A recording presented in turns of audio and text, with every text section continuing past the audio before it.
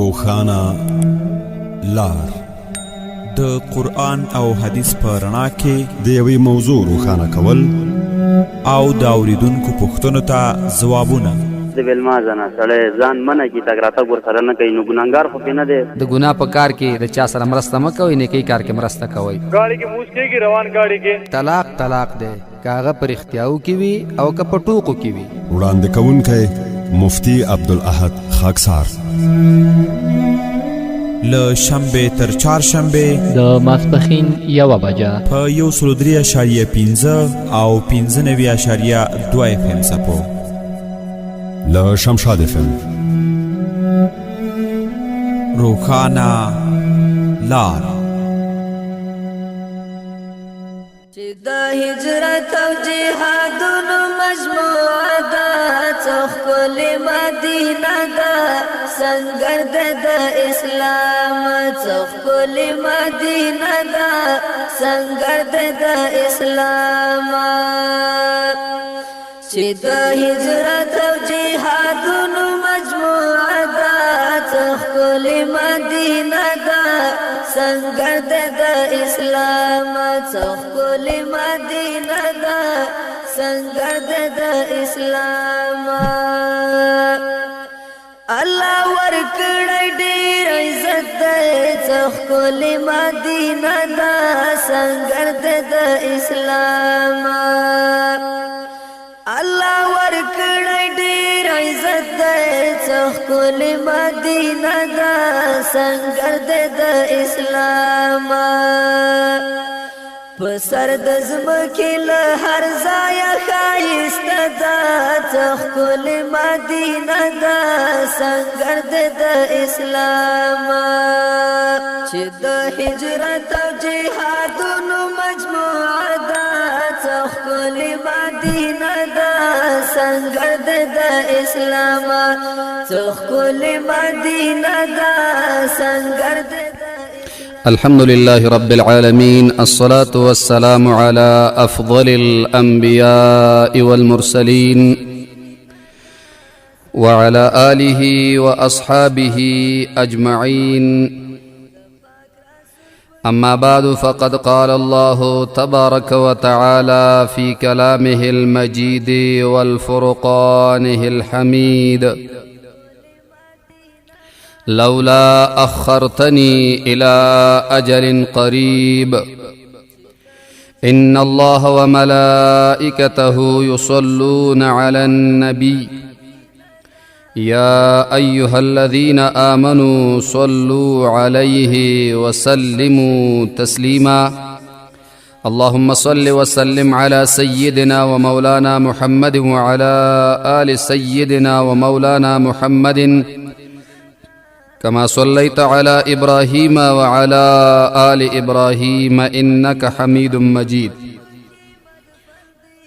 اللهم بارك على محمد وعلى آل محمد كما باركت على إبراهيم وعلى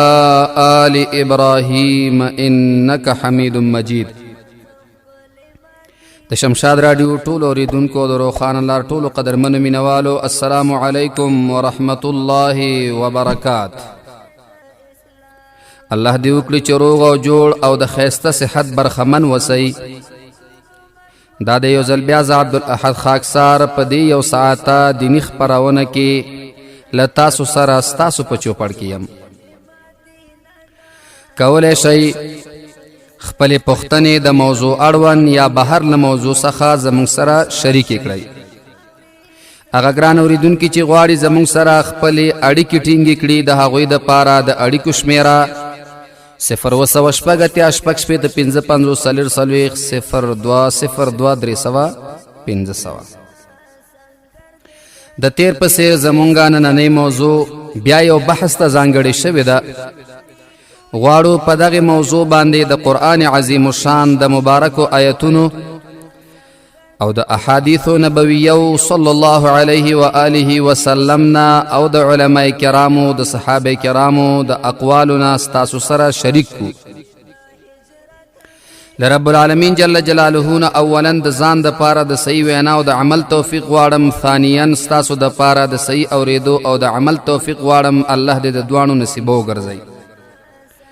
زمونږ نننۍ موضوع هغه ډیره ځانګړې ده او ډیره ضروری ده، مهمه ده. ډیر خلک په دې کې اخته دي.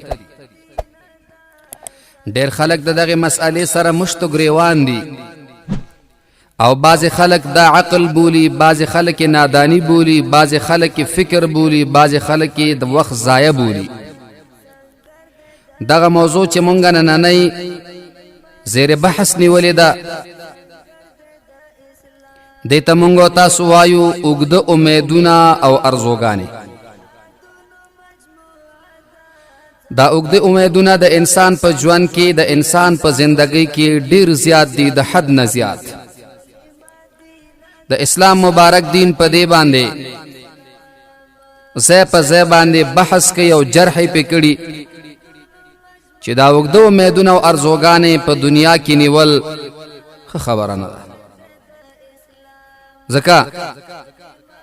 چې دا د انسان غفلت راولي د آخرت نه، دا د انسان غفلت راولي د رب العالمین جل جلاله د ذات نه، ملګرتیا او دوستی پیدا کوي د شیطان سره.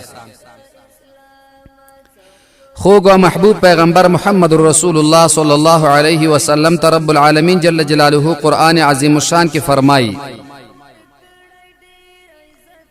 کله چې انسان د مرګ وخت را نږدې شي، د ځان قدن په وخت کې دا انسان چې خپل اعمال وګوري نو د دغه وخت کې یو ارمان کوي، یو تمنا لري. ته به اختیار د خلینه دا आवाज وباسي لولا اخرتنی الی اجل قریب. رب العالمین زما دغه نږدې را رسیدلې د مرګ وخت دا بل ګورسته نشي. ولی دی به وګوري چې ژوند دې ټول په امیدونو کې تیر کړی، ژوند دې ټول په لهو لعب عبسیاتو کې تیر کړی، نیکی د ده په عمل نه مخکې نه ښکاري. نو ځکه دی دغې وخت کې ارمان کوي، افسوس کوي، تمنا کوي، امید لري. نو خوږ محبوب محمد رسول الله صلی الله علیه وسلم ته الله تعالی د خبردارۍ دپاره دا آیت نازلی چې امت د خبر کا د نورو د دې بم دغه حال وي، ځکه چې هغه انسان هغه چې دغه وخت کې ارمان کوي نو هر یو انسان بیا ارمان کوي. نن ورځ ده باید چې امیدونه هغه د شریعت موافق کو. امید چې لرو نو د څه شي ولرو؟ امید چې په زړه کې پیدا کوو د څه شي به پیدا کوو؟ رسول الله صلی الله علیه وسلم مبارک فرمایي چې د دوو خبرو نه ماته ډیره اندېښنه ده، او ای زما امت په تاسو ویریږم چې په دغې دوو خبرو کې به تاسو مصروفه شئ. دا دو اعمال به تاسو کې راځي. ویریږم په دې باندې چې غلبه در باندې ونکي. صحابه کرام پوښتنه کوي یا رسول الله دا دوه خبرې څه شی دي چې تاسو ویریږئ؟ رسول الله مبارک فرمایي یو اوږده امیدونه او بل د خواهشاتو تابعداري. ویریږم په دې چې اوږده امیدونه به تاسو پیدا کوي، د هغې امیدونو په پورا کولو کې به تاسو الله هیر کوي، د یاده به وباسئ. د خواهشاتو په تابعدارۍ کې به د الله دین شاته وغورځوئ. همدغه وجوهات دي. رسول الله مبارک فرمایي چې اوږده امیدونه آخرت د سړي د یاده وباسي، آخرت د یاده وباسي. او د خواهشاتو تابعداري سړی د حق نه منې کوي. ولې؟ اوږده امیدونه چې پیدا کې بیا به وایي چې ځان ته یو کور جوړ کم، یو څلور چته کور ولرم. کور چې کله پیدا کې بیا وای چې زه یو ښایسته موټر ولرم د هغې دپاره به حرام حلال راغونډی د موټر پسې به وای چې د دې نه اعلی قیمتي موټر پیدا کم د هغې دپاره به بیا حلال و حرام دپاره زور کوي بیا چې هغه هم کله لاس ته دې راوړل بیا به وای چې اوس را سره یو څو باډیګارډان ګرځي هغې دپاره به نور حرام و حلال راغونډی رسول الله مبارک فرمای په تاسو ویریږم د خواهشاتو پیروي دا سړی د حق نه منې کوي نن دې یو د ګناه عمل وکړو سبا ته دې زړه بیا خارښ کوي چې راشه بل د ګناه یو عمل وکړه رسول الله صلی الله علیه وسلم فرمای په دغه دوو خبرو باندې ما ته ویره راځي ستاسو نه چې تاسو به پکې مبتلا شئ تاسو به پکې اخته شئ متاسفانه امت پکې اخته ده امام غزالی رحمت الله تعالی علیه بل یو حدیث ذکر کوي رسول الله مبارک د دریو خبرو د پاره ضمانت وغوښته بیا داسې وفرمایل چې د دریو خبرو ضمانت ما ته راکوي د دریو خبرو ضمانت به زه درکم په هغې کې یوه خبره رسول الله مبارک داسې وکړه کله چې یو انسان د دنیا په ګټلو کې پړ مخې ور پریوځي مطلب یې دا دی انسان چې پړ مخې وغورځېږي دې ته هېڅ هم نه ښکاري یعنې د دنیا په محبت کې دومره مستغرق شي چې دې ته بیا نور حق او باطل نه ښکاري بس یوازې د دنیا ګټلو پسې زور کوي کوشش کوي هر کله چې یو انسان د دنیا د حصول او د ګټې دپاره دومره د دنیا سره مینه محبت پیدا که رسول الله صلی الله علیه وسلم فرمایي چې دغه انسان به هېڅکله مالداره نشي دی به سر تندی وهي و لیکن مال به نه زیاتیږي اگر که شپه ورځ په ځان باندې یوه کي د دنیا د حصول دپاره رسول الله مبارک فرمایي یوازې په دنیا باندې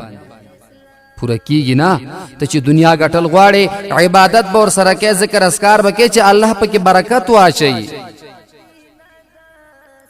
متاسفانه مونږ او تاسو داسې عجیب عجیب اعمال تر سره کوو وایو یو څه کوو بل څه نو رسول الله صلی الله علیه و آله وسلم مبارک فرمایي کم انسان چې د دنیا په ګټلو باندې پړ مخې پریوت دی به هېڅکله مالداره نشي ښکلې مدینه ده سنګر د اسلام څه ښکلې مدینه ده سنګر د اسلام ډېر صحابه پکې مدفن دي څه ښکلې مدینه ده سنګر د اسلام حضرت علی رضی الله تعالی عنه حضرت عمر رضی الله تعالی عنہ ته یو ځل نصیحت کوي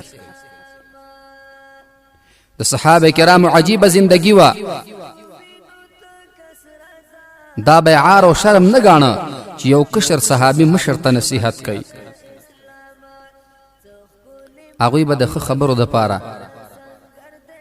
که د هغې انسان عمر کم و که ډېرو اورېدل به یې کول زده کړه به یې کوله طلب پکې پروت و حضرت علي صاحب په عمر کې د عمر صاحب نه کشر دی ولیکن حضرت علي صاحب نصیحت کوي او حضرت عمر رضی الله تعالی عنه د زړه په غوږونو باندې اوري حضرت علي صاحب ورته وایي چې ای عمره که د خپلو تیرو دوو دوستانو سره او ملګرو سره په سپین مخ مخامخ کېدل غواړې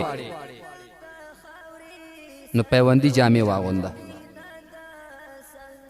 زړې سپلۍ په خپو کوه امیدونه ورزوګانې کمې که او په مړه خېټه ډوډۍ مه خوره ولې بیا به ته د هغې دوه ملګرو سره په سپین مخ باندې ملاقات وکړې. دغه دوه ملګري څوک وو؟ یو رسول الله صلی الله علیه وسلم او بل حضرت صدیق اکبر. دا دواړه د دنیا نه په پرده شوي وو. حضرت علي صاحب ورته وایي که ته غواړې چې د هغوی سره ستا ملاقات وشي او په سپین مخ ورسره مخامخ شي نو ته پیوندي کالي واغونده. مطلب دا دی چې کنایه د عاجزۍ د عاجزي وکړه. مطلب دا نه دی چې نوي کالي اغوستل ناروا دي، نه داسې مطلب نه دی. دویمه دا ده ورته وایي زړې څپلۍ واغونده. مطلب یې دا دی کبر مه کوه. دریم ورته وایي خپل امیدونه او ارزوګانې کمې کړه. ولې ارزوګانې ځکه کمې کړه چې رسول الله مبارک فرمایي د امیدونو سره د دنیا سره محبت ډیریږي او آخرت د انسان د فکر وځي. موږ تاسو څونه اوږده امیدونه لرو. یو کور به ولرم، اول به یو ځای واخلم، بیا پې یو کور جوړوم، بیا کور د کور نوم دی ماڼۍ جوړول غواړم، د هغې پسې مال دولت غونډول غواړم. هر څیز چې لاس ته راشي بیا هم حرام و حلال نه ګورو،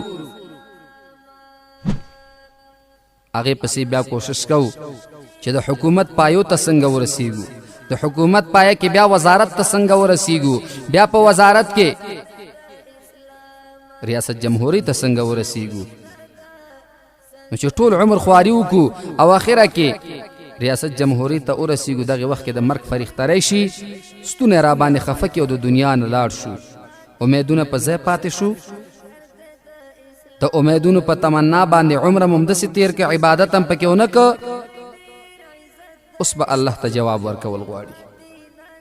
نو جواب به د کوم ځای نه ورکوي؟ مسلمان ورور چې تیاری دې نه دی کړی، الله دې خوشحاله کړی نه دی، د الله سره د معامله صفا نه ده، د الله سره د معامله پاکه که. د هغې نه بعد بیا د الله نه د رحم تمه لره.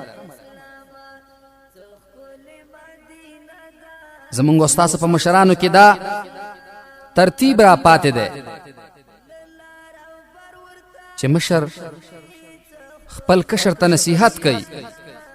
پلار خپل بچی ته نصیحت کوي، خاون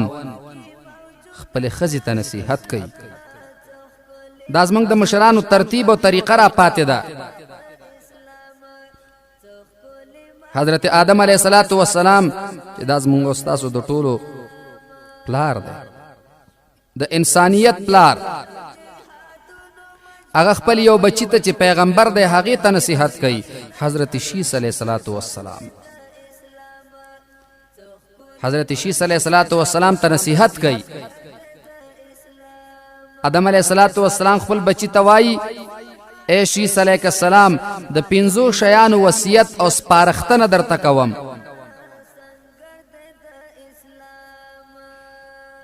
او دا سپارښتنه دې دپاره کوم چې ته هم پې عمل وکړه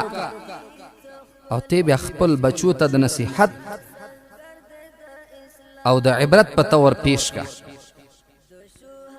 خپلو بچو ته وړاندې کا، ځکه دا ډېرې قوي خبرې دي. دې کې ستاسو زندگی پرته ده، دې کې ستاسو ژوند انغښتلی دی. اول نصیحت مې دا ووره، اولین وصیت مې دا ووره، اولاد ته دې ووایه چې دنیا پورې زړه مه تړئ او دنیا پورې خپل ځان مه مطمئن کوئ، ځکه دنیا پورې که مو زړه وتړه یا اطمیناني زندگی مو واغستله دا به نقصان در کې. ولې ما چې کله جنت پورې زړه وتاړه او پکې مطمئن شوم نو رب العالمین جل جلاله د جنت نه بیرون کړم. معلومیږي دا چې هر ځای پورې اطمینان نیسي الله دې د هغې ځای نه بیرته باسي. د دنیا محبت پورې خپل زړه مې یو ځای کوئ، مطمئن کوئ یې مه، بقدر ضرورت پکې اوسېږه. دوهم نصیحت مې دا وره چې د خپلو ښځو په خوښه باندې کار مه کوئ. د خپلو ښځو په خوښه باندې کار مه کوئ. عیسی علیه السلام ځکه ما د خپلې ښځې د حوا بیبي په خوښه باندې کار وکړ او د ونې د میوې نه مې څه وخوړل، رب العالمین جل جلاله په هغې زه پیمانه کړم.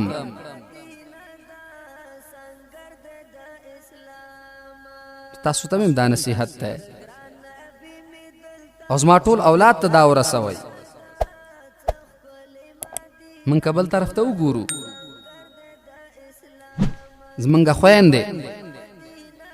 او زمونږ میندې په دې نه خفه کېږي. دا د حضرت آدم علیه السلام وصیت او نصیحت دی. مشوره د خپلې بیبي سره دا سنت دی، قرآني عمل دی. کولی شي ورسره مشوره وکړي، ولیکن یو مشوره ده او یو د ښځې خبره د هغې د خواهش مطابق منل دي. مشوره یې واخله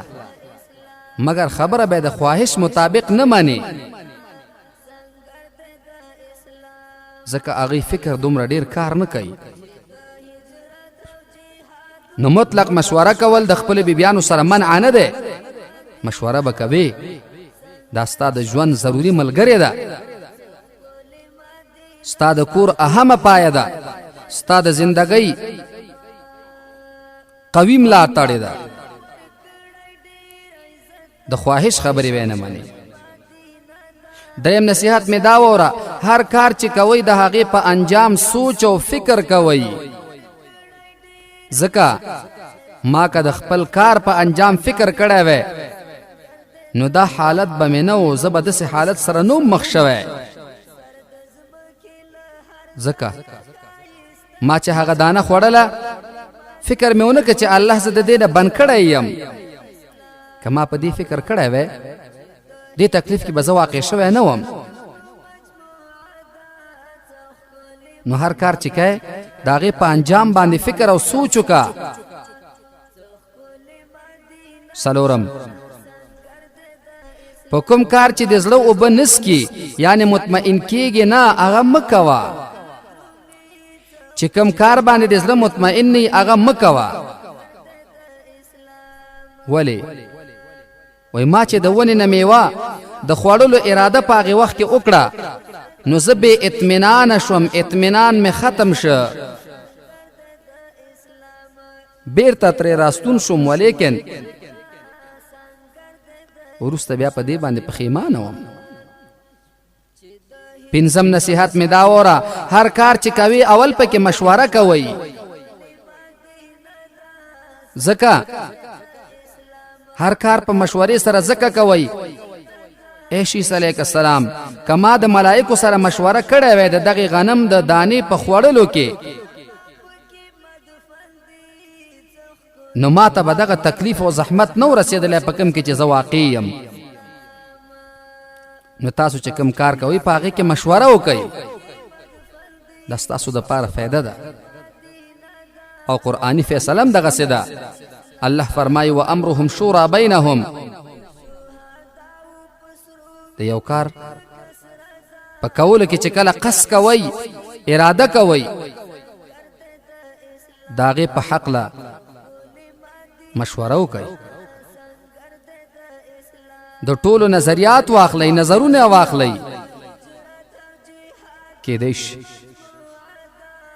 چې د یو نظر پکې تر ټولو ښه وي او د ټولو فایده پکې وي. دا اهم نصیحتونه د حضرت آدم علیه السلام چې خپل بچی ته کړي او د دې نه وړاندې کوم احادیث مبارکه چې موږ بیان کړه. کوشش او همت پکار ده چې د دنیا سره خپل زړه ونه لګوو، بقدر ضرورت پکې زندگی تیره کو، ولیکن د دنیا سره خپل محبت پیدا نکو. رب العالمین جل جلاله دې موږ تاسو په دې باندې عاملین وګرځي. اسلام دسترو سترو ماری کو یو نمونه دا څخکل مدینه دا سنگر د اسلام څخکل مدینه دا سنگر د اسلام چې د هجرت او جهادونو مجموعه دا څخکل مدینه دا سنگر د اسلام څخکل مدینه دا نور اړیکې نشو اخیستلی ځکه چې وخت نه لرو د ګران اورېدونکو پوښتنو ته جوابونه پرونی پوښتنه کې د محمد وقاص ورور یوه پوښتنه پاتې وه چې 4 رکعاته تراویح کولی شي که نه بهتره ده چې 2 رکعات وکړی شي او 4 رکعات دې نه کوي بهتره دا ده چې 4 رکعات دې وکړی شي اجمل جان ورور د لغمان اړیکه نیولې وه پوښتنه دا وه چې لانجمنه ځمکه و 2 نفرو بیا هغوی دا وویلې چې مسجد ته وقف کوو اوس مونږ هغه خرڅو او مسجد باندې لګو ایا دغه ځمکه خرڅولی شو که نه او آبادي چې پې جوړه نه یا ملکیت پکې نه وي نو کېدلی شي چې د دې په ځای باندې لکه دا خرڅ کړي او دغه پیسې مسجد باندې ولګوئ او بله پوښتنه وه چې زموږ ورور متاسفانه چې نوم یې خپل نه و اخیستی وي چې ما ته پلار کوژده نه کوي خو دا د پلار ترور مې ده آیا ما ته جایز دی که نه دې سره نکاح نه شي کولی میرویس جان ورور له کابل نه اړیکه نیولې وه پوښتنه دا وه چې پنیر خرڅول ګناه لري که نه لري ګناه صرف دومره ده چې په خرڅولو کې باید چې انصاف وکړی شي داود جان ورور له ننګرهار نه اړیکه نیولې وه چې تش اودس ماتې په ولاړه باندې کول د عذر نه دا به څنګه وي نو که عذر وي ورور خو جایز دی مګر دا خبره چې په ولاړه اودس ماتې ته بعضې خلک سنت وایي دا صحیح نه ده عایشه رضی الله تعالی عنها فرمایي که چا دا وویلې چې نبی علیه صلات وسلام په ولاړه اودس ماتی کوو نو تاسو یې مه منئ نو عذر د وجې نه کېدلی شي کومو اوقاتو کې چې د نبی علیه صلات وسلام نه روایت د ولاړې دی نو هغې کې د عذر وجه ده چې نبی علیه صلات وسلام مبارک په ملا باندې درد او امام شافعي رحمت الله علیه فرمایي چې په ملا کې درد وي نو د تش اودس ماتې چې په ولاړه باندې انسانو کې هغې سره ختمیږي نو د عذر د وجې نه کولی شي او نور سنت تش اودس ماتې په ناسته باندې کول دي نو عذر د وجې نه په ولاړه که چېرته تش اودس ماتې وشي او د هغې څاڅکو نه ځان وساتلی شي نو صحیح ده دویمه دا ده وایي چې وابیان دلته دي او هغوی مالداره خلک راغونډوي په دې روژه کې ښه به دا نه وه چې د دې په ځای باندې دا غریبانانو ته ورکړی ویل ته غریبانان شته نو دا خو ته هم وایه وروره چې بهتره دی او مونږ هم وایي چې بهتره دی او شریعت هم وایي چې بهتره دی ځکه هغې کې بریا هم نه شي او بله دا ده چې په هغې کې به د الله تعالی رضا په نسبت د دې نه ډېره وي درېیمه پوښتنه دا وه چې بد عمله ملګري سره نه غږېږم ګناهګارېږم خو نه ځکه که چېرته په نصیحت باندې نه کېږي نو بیا و چې غل نه تښتي نو مل دې وتښتي بیا ته ترې نه ځان وساته ځکه هسې نه د هغې هغه بد عمل تا ته سرایت ونه کړي حمید جان ورور له پروان نه موږ سره اړیکه نیولې وه او پوښتنه یې دا وه چې په شکه وجل څنګه دي نو که چېرته په شکه موزره وي او موزي وي ضرر ورکوونکي وي نو بیا خیر دی که نه عام هم داسې په شکه مه وجنئ که دا د الله یو مستقل مخلوق دی نو ظلم زیاتی ورسره مه کوئ او که چېرته موزره وه نو بیا شریعت د عذر د وجې نه اجازه ورکوي سرمینه خورکۍ له کابل نه موږ سره اړیکه نیولې وه پوښتنه دا وه چې زما خاوند ټول مونځ کوي خو سبایي مونځ نه کوي ګناهګاره خو به نه یم ته ورته وایه چې پاسېږي دي باقي د هغې عمل خپل دی او ستا خپل عمل دی زور خو ته ورسره نشي کولی ځکه ته خو خاوند نه یې ته د ښځې په صفت نو که ته زور ورسره وکړي کېدی شي په کور کې در سره بد اخلاقي شروع کړي نو په نصیحت او د دغې سبایي مونځ د فضیلت خبرې دې ورته وکړی شي او دعاګانې دې ورته وکړی شي دعاګانو کې خپل یادوه چې الله دې ورته د سبایي مونځ د ادا کولو توفیق ورکړي ځکه دا لویه بدبختي ده چې بعضې خلکو کې شته الله دې ټول ته محفوظ کړي دویمه پوښتنه دا وه چې د جنابت او د حیض غسل یو دی که دوه لکه مثال په طور داسې به ووایو چې یوه زنانه ده هغه د حیض بیماري ده او ختم شه د حیض بیماري او دغې وخت کې دی باندې جنابت هم وړې ده مثال مجامعت یې وکړه نو دی به دې وخت کې 2 غسله کوي که یو غسل دی ورته خور کوي 2 ورته نشته اگر که غسلونه پې 2 جمع شوي خو په یو غسل سره دواړه ادا کیږي درېمه پوښتنه دا وه چې ماشومانو ته په غوسه کې زه قسمونه کوم ګناهګاره خو به نه یم قسم نه ځان ساته خورکوي قسم ښه څیز نه دی پرون موږ د عمر رضی الله تعالی عنه په نصیحتونو کې یو دا نصیحت ویلی چې د قسم نه ځان ساتئ عام قسم سپک مه ګڼئ که نه الله تعالی به دې تباه کي داسې د عمر رضی الله تعالی عنه نصیحت دی نو کوشش کوه چې قسم نه ځان وساتې مګر دغسې قسم باندې کفاره نشته او توبه ضرور ده چې د داسې ګناه نه توبه وکړي او د دغسې قسمونو نه ځان وساتې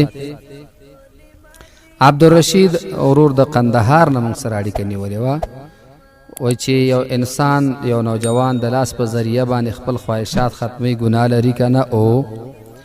ګناه ده او کبیره ګناه ده غټه ګناه ده نو باید چې د دې نه اجتناب وشي دویمه دا ده چې وایي مزي سره جامع مرداري که نه او د مزي حکم دا د تش متیازو د حکم سره یو شان دی هغه ځای به مینځي مګر غسل پې نه لازمیږي څلورمه دا چې د چا راز په پیسو باندې ساتل ورته چې پیسې راکړه راز یې ساتم که نه بس زه خلکو ته یم دا ګناه ده دا رشوت خوري دې نه کوي ځکه دا ظلم دی د یو مسلمان حق او مسلمان بې ځایه نیول او بې ځایه شکنجه کول دا ګناه ده الله به د دې نه داسې یو عمل صادر کړي چې بیا به دی پې شرمېږي شهزاد ورور د ننګرهار نه موږ سره اړیکه نیولې وایي چې پویترو کې دعای قنوت په ځای که صورت اخلاص وویلی شي نو څنګه ده کیږي هېڅ مسله نشته 3 پیرې صورت اخلاص پکې ووایه الله تعالی قبلوي خو کوشش وکړه چې یاد یې کې اللهم انا نستعینک ونستغفرک دا دعای قنوت یاد کې ځکه ستا خو عمر کم دی که زیات هم عمر څه ضروري خبره خو نه ده چې اوس به یادېږي نه ولې نه یادېږي ته همت وکړه د دې وجه نه سادي صاحب بعضې خلک وایي که نه چې زمونږ یادېږي نه دا د دوی خبره ده سادي صاحب وایي بهر کاری که همت بسته گردد اگر خاری بود گل دسته گردد که هر یو کار ته د خپل ملا وتړلی ستونزه نشته او بل ځای کې وایي آهسته آهسته رسیده به ګل دسته نو کوشش وکړه انشاءالله چې الله تعالی به دې مدد وکړي بل یوه خورکۍ چې هغې نوم وانخسته او د خبرو نه هم داسې معلومېده چې ډېره په تکلیف کې وه هغې ویل چې زه روماتیزم مرض لرم اولا خو به دا ووایي چې الله دې ورته صحت ورکړي ټول اورېدونکي دې ورته په اخلاص باندې دعا وکړي معلومېږي نه چې د چا په خولې کې خیر دی الله تعالی دې ورته اولا صحت ورکړي دغې خورکۍ ته دویمه پوښتنه دا کړې وه چې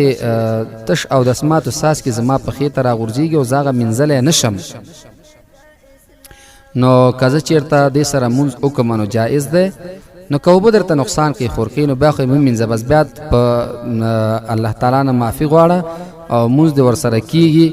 خو داسې انداز کې چې هغه اثرات یې پې باندې پاتې نه وي ګرمې اوبه یي هغه پې باندې واچوه کوشش وکړه چې اول یې لرې کړې مګر که چېرته بیا داسې وه چې بیخي درته نقصان کو چې د یوه لاره هم نه وه نو بیا دغه حالت کې د معذوره حسابېږي بیا د ورسره مونځ کېږي نور نبی ورور د قندوز نه اړیکه نیولې او چې زما پلار 2 ښځې کړي دي او زما مور چې دا ورسره ډېر جنګ کوي او بد ردې ورته وایي او پلار مې ډېر زیات صابر دی څه وکړو 2 پوښتنې یو علاج او دویمه ګناه ګناه به یې درته اوله وایم ورور که چېرته ستاسو مورکۍ اوري یا نور ښځینه یې اوري چې امام غزالی رحمت الله علیه فرمایي کله چې معراج ته رسول الله مبارک لاړه څه ښځینې هلته داسې ولیدل چې د هغې ژبې د شاته د سټ طرف نه راوتلي وو او ستونې نه تاو نو نبی علیه الصلاة والسلام پوښتنه وکړه چې دا څنګه په عذاب کې مبتلا دي ژبې د شاته طرف نه راوتلي دي د سټ طرف نه او ستونې نه تاو دي جبریل ورته ویل چې دا هغه ښځینه دي چې د خپل خاوندانو سره بدزباني کوي او بد اخلاقی کوي نو نبی علیہ الصلوۃ والسلام بل روایت کې د سراج نبی علیہ السلام فرمایي کوم حوره چې الله تعالی جنت کې د نارینه ته لیکلی او کوم خزه په دنیا کې دغه سره بد اخلاقی کوي نو د جنت دا حوره ورته وایي چې الله دې تبا کا زمونږ امانت در سره د تی بی عزتی ولې کوي نو باید چې د یو بل احترام وساتلی شي ګناه ده عظیمه ګناه ده او پلار ته به دې مونږه دعا د صبر نور مکو الله تعالی دې ورته د صبر کولو باقی توفیق ورکړي ځکه دې سره د نارینه درجات ډېر پورته کیږي خو انسان صبر لږ امکان نه وي هر وخت مونږ به دا وایو چې الله تعالی دې ورته صبر ورکړي او دې خورکۍ ته دې الله تعالی اخلاق ورکړي وایي چې علاج راته وښیه چې علاج څه شی وکړو نو علاج دا دی ورور چې یا ودود لفظ دا د جمعې مبارکې په شپه 1000 دفعې ووایه او په شودو باندې دم که. هغه شودې دې مورکۍ ته ورکړه نو د دې دواړو به سره مینه محبت پیدا شي. زیبا خور کې ننګرهار نه اړیکه نیولې وه چې څوک اعتکاف ته کینی او قرآن شریف یاد نه کېناستی شي او ذکر اذکار دې کوي. نور ذکر اذکار خیر ده، قرآن عظیم الشان کې یاد خو ډېره بهتره ده، که یاد نه کولی شي چې اعتکاف ته کینی. هدایت الله ورور له ننګرهار نه اړیکه نیولې وه چې د زړه خفګان لرې کېدو دپاره کې یو دعا راته وښیې. نو د زړه د خفګان لرې کېدو دپاره ولا حول ولا قوة الا بالله العلی العظیم دا ډېر وایه. دویم که قرآن شریف دی ویلی وي نو د صورت عنکبوت تلاوت ډېر کوه. د صورت عنکبوت تلاوت کوه نو الله تعالی به دې مرستم کوي او رب العالمین جل جلاله به د زړه د خفګان لرې کړي. ذکر د خدای همیشه کوه، په ناسته په ولاړه په ناسته د الله ذکر کوه. رب العالمین جل جلاله به د دنیا او آخرت ښایسته کړي. باقي مو په رب العالمین سپارم. السلام علیکم ورحمت الله وبرکات. له ټولو نه یو نړۍ مننه.